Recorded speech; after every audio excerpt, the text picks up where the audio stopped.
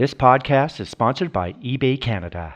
eBay Canada has been supporting Canadian small business retailers for 25 years. With their up and running program, you can access eBay's 180 plus million buyers in 190 countries around the world. With up and running, there are no listing fees on up to 200 listings per month, and you only pay fees when you sell. As part of the eBay community, you get real-time advice and inspiration and access to powerful selling tools and insights. Go to ebay.ca/up and running, stay local, and sell global. Welcome to Canada's podcast, the number one podcast for entrepreneurs by entrepreneurs. Hi, this is Angela Fay from Canada's podcast here in beautiful British Columbia, talking to Brett Annable from Millionaires Row Cider Company. Really excited to talk to Brett. Hi, Brett. Where are you right now? Hi, everyone. I'm in the heart of Summerland, BC. Well, and it's just the fact that you live in a place called Summerland. I just to have conjure out such great imagery, and right next door is a community called Peachland. So, it just speaks high energy and lots of sunshine and lots of positivity. So is that your experience living there? Oh, yeah, absolutely. And then when January hits and we're shoveling snow, then we kind of get a good laugh out of it. It's like it becomes a hyperbole. Yeah. Brett, tell me a little bit about your entrepreneurial journey. Yeah. So definitely always had that spirit in me, but a little bit of a type B personality, or the absent-minded entrepreneurial. So I needed somebody beside me to ever make this come off, but definitely the visionary, the dreamer. And so that's where a lot of my early entrepreneurial ventures was into the ditch, because they needed somebody to put the actual rubber to the road, and I had all kinds of ideas. So entrepreneurial journey got good for me when I got married and my wife came beside me. And so I was interested in finance, and that was part of the entrepreneurial, lots of real estate investing type things, and then finally leading to where I always envisioned this day, what we're doing now. So it took a while. And so talk to me about that kind of childhood dream and where you are now. You said you've always imagined it. And what's actually, what has come to fruition, pardon the pun? Yeah, it's kind of funny. I talk about being a dreamer, a visionary, but something different about me is that I dream small and I have small visions. So I always had a vision of something kind of I could manage, and something, small. I don't have big aspirations in a way, but they are aspirations. And so the idea of when we came out to the Okanagan in the early 90s and I saw these farms out here in this area, I thought, wouldn't it be cool to have something out here and some kind of a business, some kind of a farm? And so, getting that vision to come to pass from the early 90s, that's a long time ago when I look at the calendar. And so a small vision come to pass is still pretty exciting. You say dream small, but small can be, it's relative. And so we're going to talk a little bit about your small. So you have a farm in Summerland.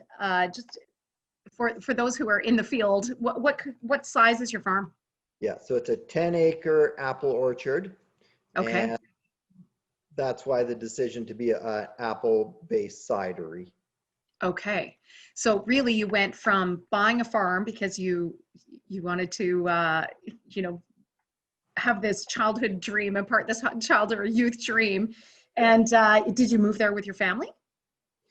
Yeah, well, yes and no. How's that for a terrible answer? Okay, that's all right. No, we actually left the kids behind, and then they came here right after. So they're here now. It took a couple of years.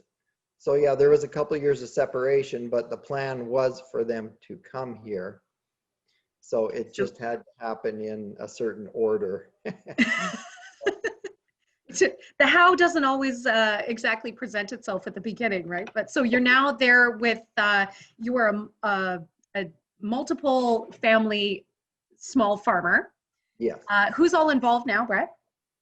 Well, actually, our two sons are independent doing what they're doing, but they are helping out here. I mean, this is the time of COVID, and they're out here helping out as they're restructuring their lives in a way after this kind of displaced them from school and work from out in Calgary and Saskatchewan. So yeah, these are the unexpected things. This is one part of the entrepreneur story to me, is being an entrepreneur is to realize what you control and what you do not.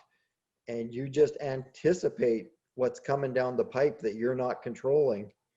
And so like for our family to be here, that was out of my control.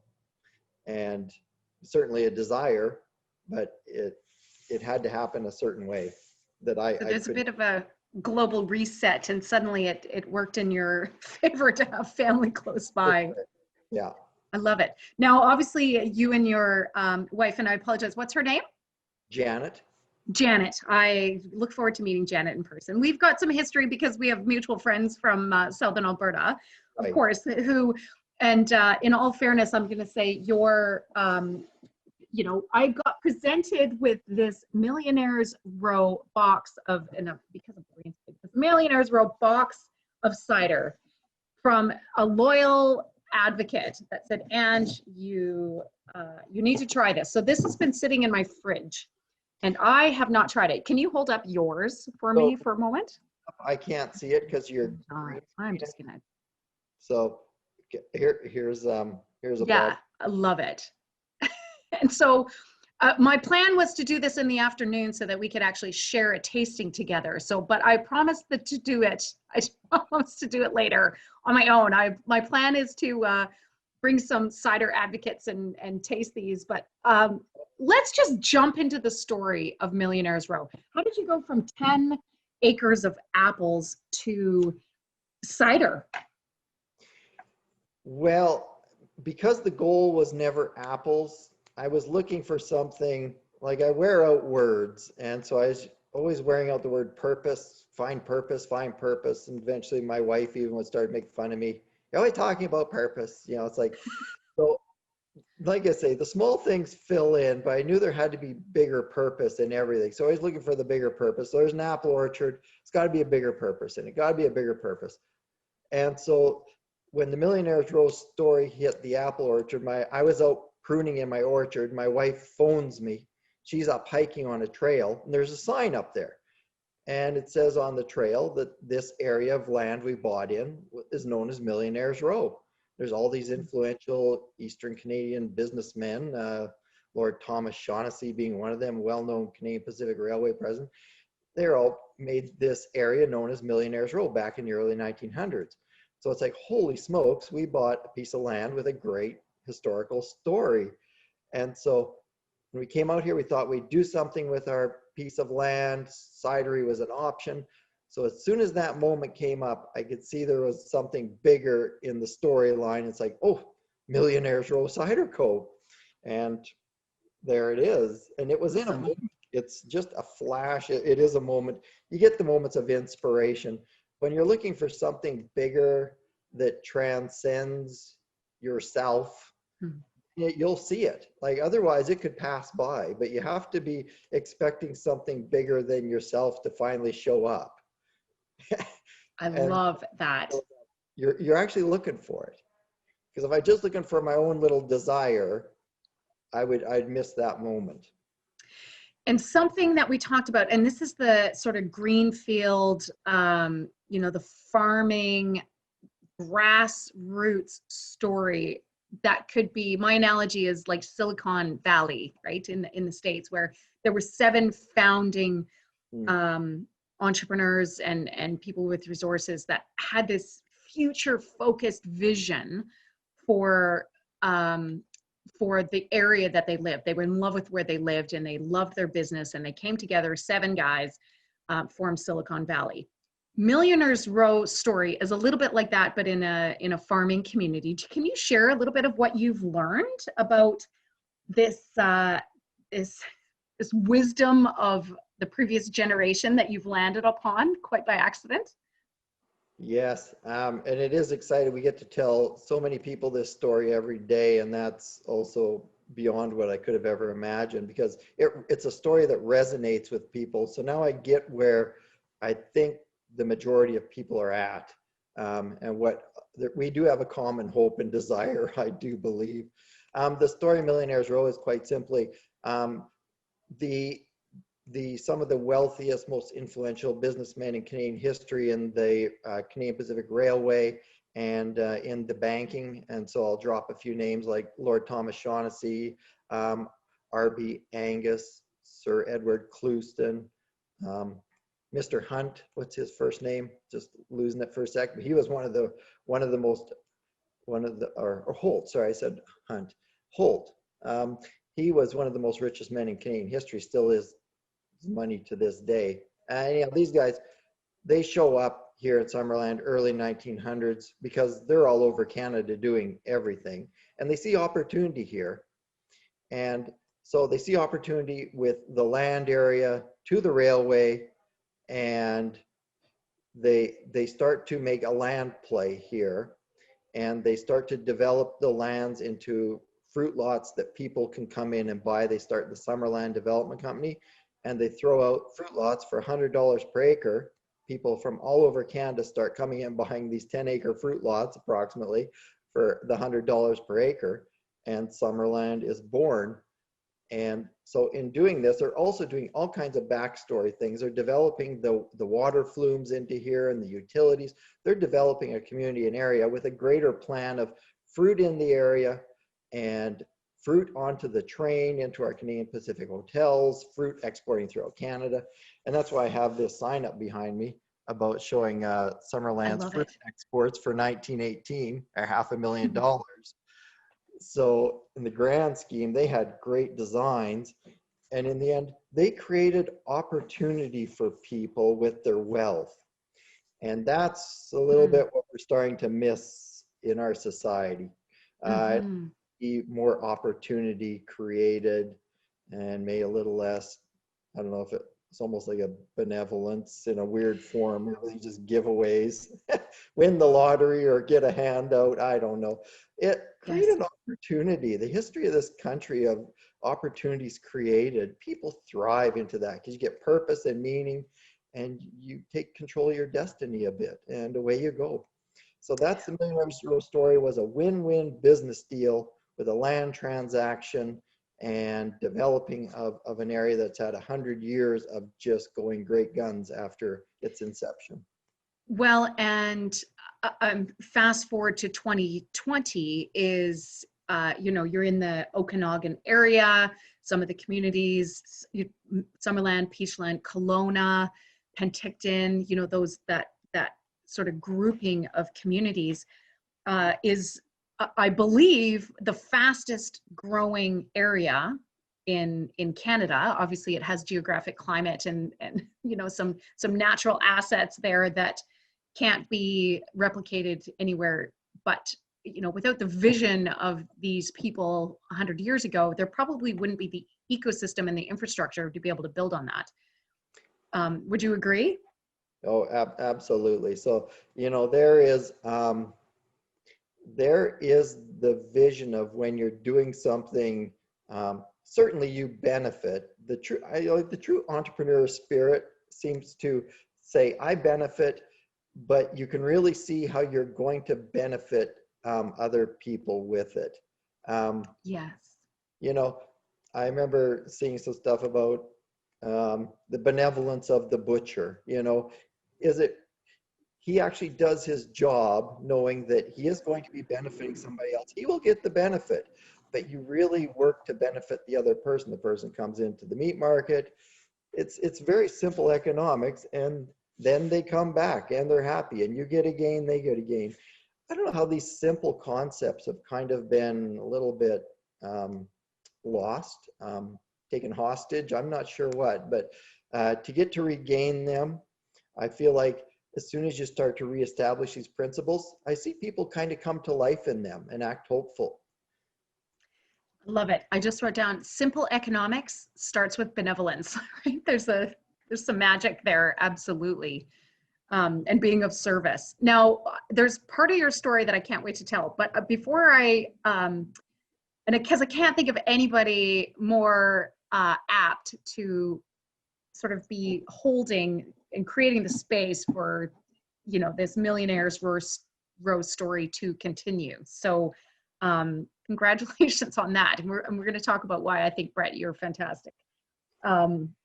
I want to talk a little bit about the possibility of multi-generational farming and wealth creation now that you and Janet have created, this space and this business, and the boys are at least temporarily home joining you. Do they see opportunity to capture the essence of what you're doing and create their own wealth from it? I see something that they're seeing in a shorter scope, in that they feel a tangible benefit of this place, just the lifestyle of it.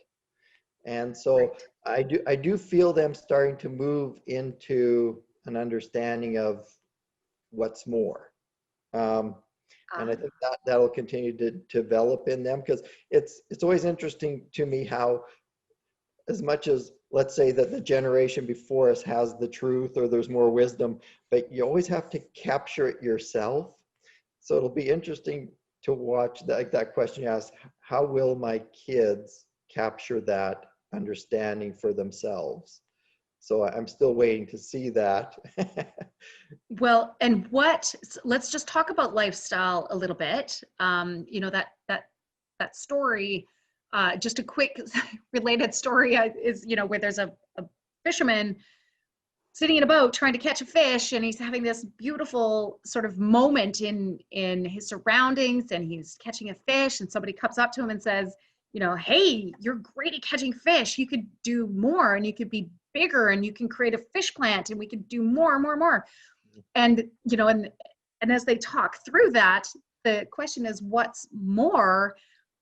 So why are we doing all this again? And the answer is, so that I have time to sit in a boat and fish and enjoy my surroundings. And so, you have to kind of embrace the fact that we're in this odd COVID, pause. I call it the strategic pause, I guess. The COVID pause is what's more is coming back to some very grassroots lifestyle, quality time, spending time with friends and family that maybe you've been so busy that you haven't been able to do that. And suddenly we're now in this essence of quality of life. And I wonder if part of the experience, Brett, that you were trying to create, and that seems to be happening, and we'll talk a little bit more about the actual cider in a moment, but is the experiences, right? The magic in the ordinary, the lifestyle now that the boys are experiencing. What would they say to their peers now, as far as being at home, working on the farm with mom, dad, and enjoying the lifestyle of the Okanagan? What do you think they would say? Yeah, and that's a great question. And certainly, like, they did experience other things. Like my one son, he was right downtown Calgary, living the downtown lifestyle there. And so, yeah, I think, they would say the most positive things. And the thing is, like, what they're experiencing, what their voices would be saying, I hear echoed in our tasting room. I think our tasting room is one of the most interesting places I've ever been, because of the amount of people I've got to experience in there and what they say. So it's like what my kids will say, I will hear people also say. It's like, oh, this is so great out here. Wouldn't it be great to be, you hear all this real up language and this real positive, and this real desire to something. But it's a shared experience, or it's a shared inner thought that's in people. So I do see so much common in people, and it makes me feel more hopeful than I did before we did all this. Like, there's no doubt about it. I see I think I was a little off base as to where people were at. And with this broad spectrum, including our family, I feel like something is shared in humanity and people that we can hope on together. This podcast is sponsored by eBay Canada. eBay Canada is powering Canadian small businesses. Go to ebay.ca/up and running to open your new global e-commerce business. Brett, let me ask a little bit about you have a natural grounding in I'm going to describe it as holding the space for your words, humanity, what's more, the positivity of your tasting room, creating an experience that is shared. I mean, this is just fantastic. Let's talk. One thing that you and I talked about earlier in our introductory call is, and that absolutely bespeaks Millionaires Row Cider Company, is branding is not necessarily a thing, right? It's not a logo. It's not a thing that you do. It's not a series of campaigns to sell. It's an essence. Yeah. And this is why I say, I think you're carrying the essence of the Millionaires Row and now sharing it and propagating it into your community. Can you tell me a little bit about that experience for you? Yeah. Well, like as much as I was positive saying, when I first heard the name, I was all excited and I was like, "Oh, that's the name of a cidery." But to be honest, then I had a pause afterwards and I thought, "Ooh, I don't know if I want to carry this name, especially in the day and age we're living in." It's like, this comes off very elitist. This comes off just certain ways I don't know if I'm comfortable with. And so what's been interesting as we moved into it, we saw the historical story and thought, no, this is good because there's a good backstory here. And the interesting thing is when people come in the tasting room, how people have already taken it on in their mind, like what they think the brand is. Yes. And then we're done with the experience where we're at with it. So the brand to me is, as you say, it's an essence. And as much as people have talked to us, we like the font, we like the look. It looks a little bit Monopoly like, with the font. It gets a certain feeling, the old days top hats and all this kind of stuff. When the essence of the story is done, because it has to be experienced beyond just the superficial.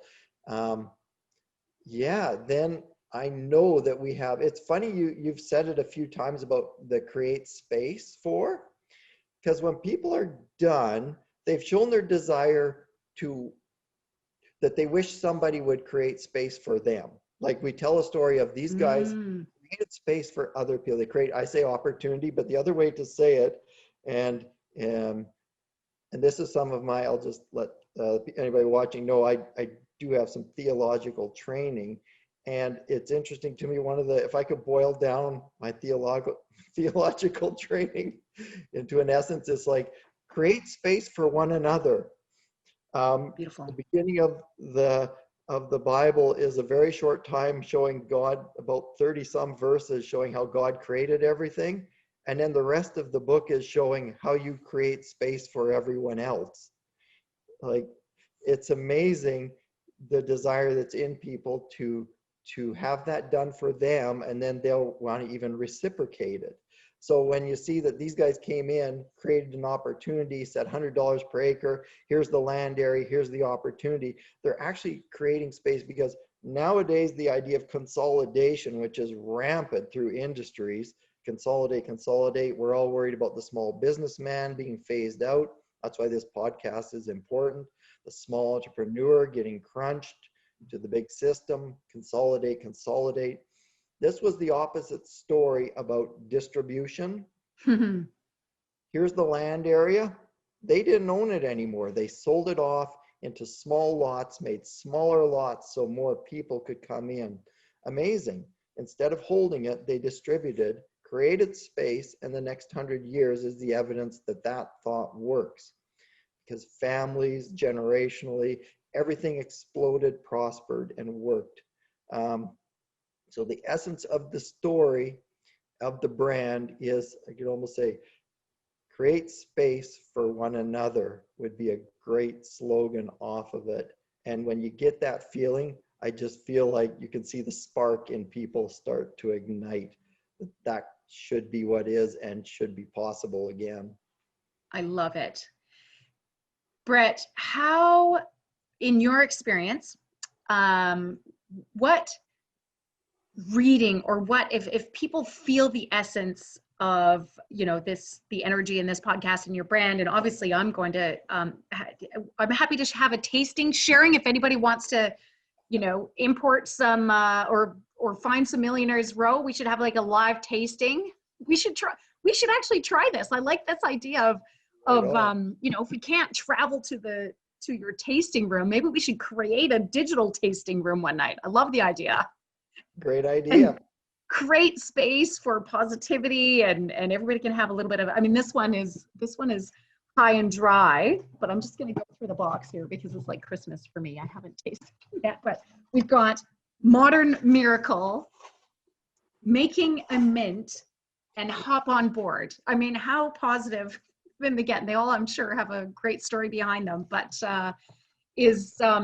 how, other than us creating a digital tasting room, which I think we should totally do after this today, but can you give the audience some ideas on how to maintain that essence beyond this podcast? Is there readings? Is there a ritual that you do to keep yourself grounded in essence, that you could offer some wisdom to other entrepreneurs, especially in this time of odd pivot?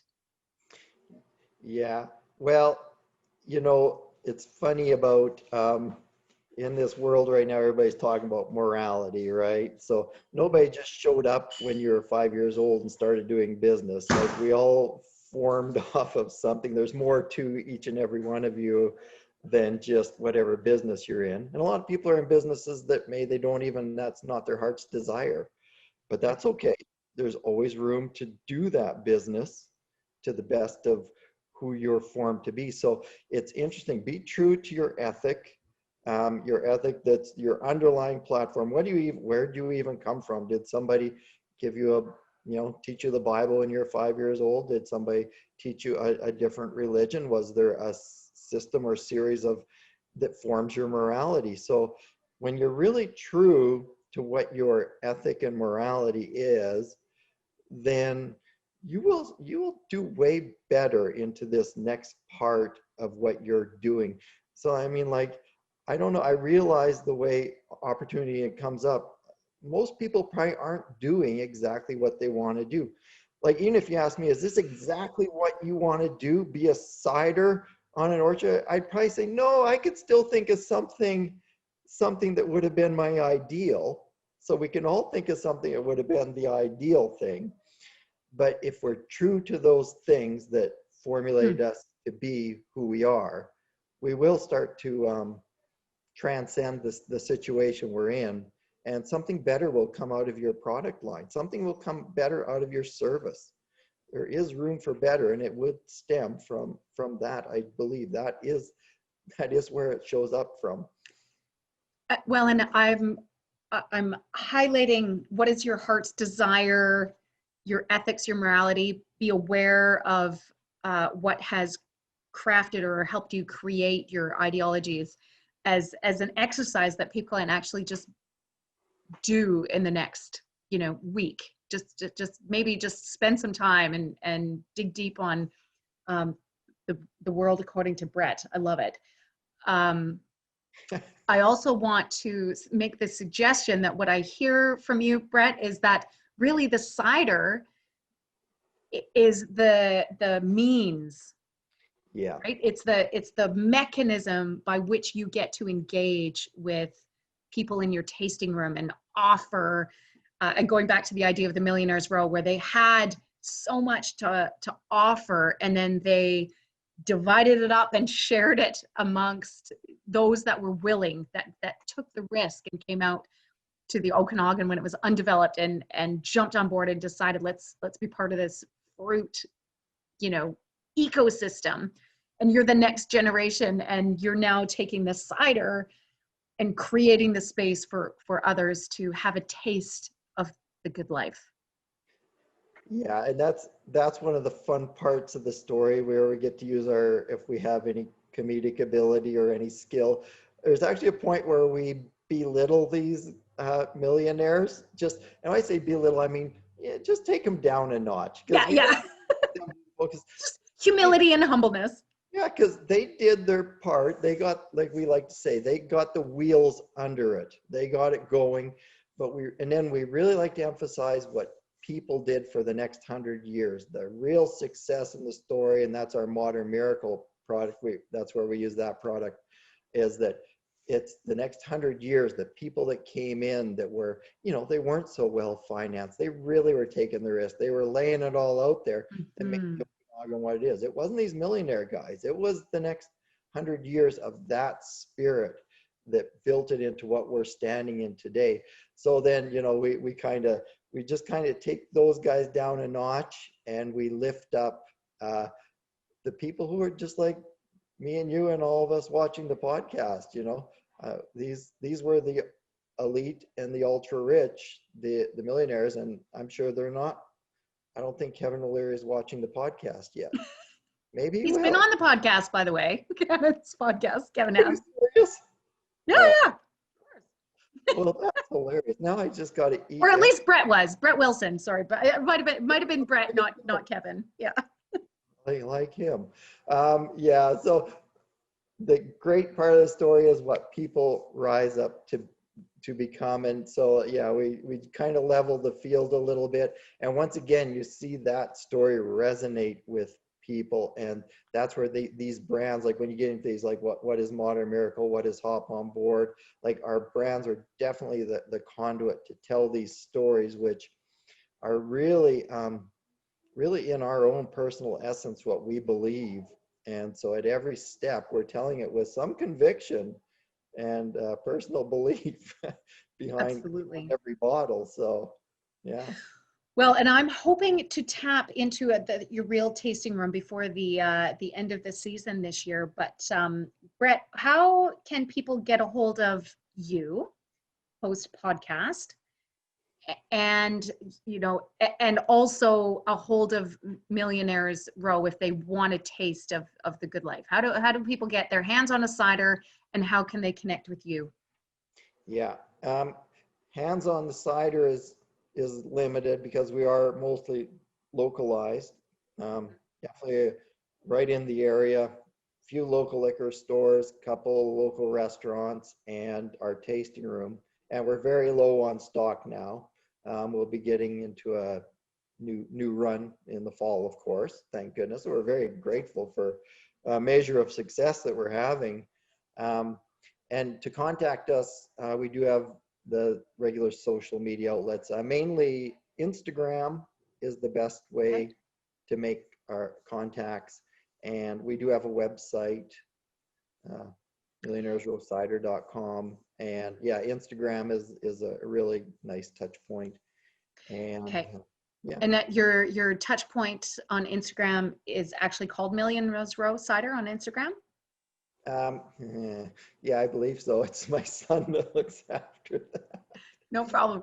How about the website? The website, I believe it's millionairesrowcider.com. I love it. I love that we're questioning. I'm just going to Google it because I've been on it before. Millionaires, there it is. Oh, Millionaires Row Cider is your Instagram. I'm just popping it up. There it is. And Millionaires Row Cider is your website. It's super cool. And you get to see Brett in a top hat. I'm pretty sure that's you, right? Oh, actually, that's my friend in the top hat. Ah. I'm in the Gilligan's Island bucket hat. That's awesome. And we're exchanging money as our first sale. If that picture is there of me and my friend Pat. Pat and the when I know you have a hyper local sort of philosophy, I know that you've managed to keep the distribution of Millionaires Row really quite within the region, but I have a sneaking suspicion that you might get some pre-sales if you set up a pre-sale account after sharing your story, because it's such a great story. Everybody's going to want a taste of it.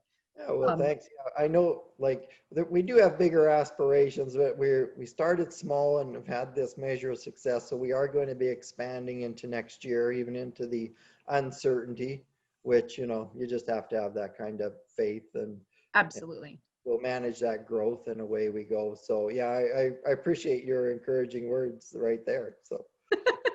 Perfect. Brett, it has been a pleasure. I always love to, with a bit of as a farmer's daughter, I love talking to people who are working the land and have, basic manufacturing of food products and consumable products. So thank you so much for your efforts and for being the conduit for Millionaires Row story, and for being a massive sort of, brand essence for the Okanagan. It's lovely to meet you, and Well, we'll thanks. do some And more fun thanks for stuff. making me seem somewhat coherent. I do. It was lots of fun. I really love your podcast here. So thanks so much. I look forward to seeing you in person. Sounds great. Thanks, Brett. Okay, thank you. This podcast is sponsored by eBay Canada. eBay Canada is here to help. They've been supporting Canadian small business retailers for 25 years, and their up and running program is getting Canadian businesses online today. Visit ebay.ca/up and running. Stay local and sell global with eBay.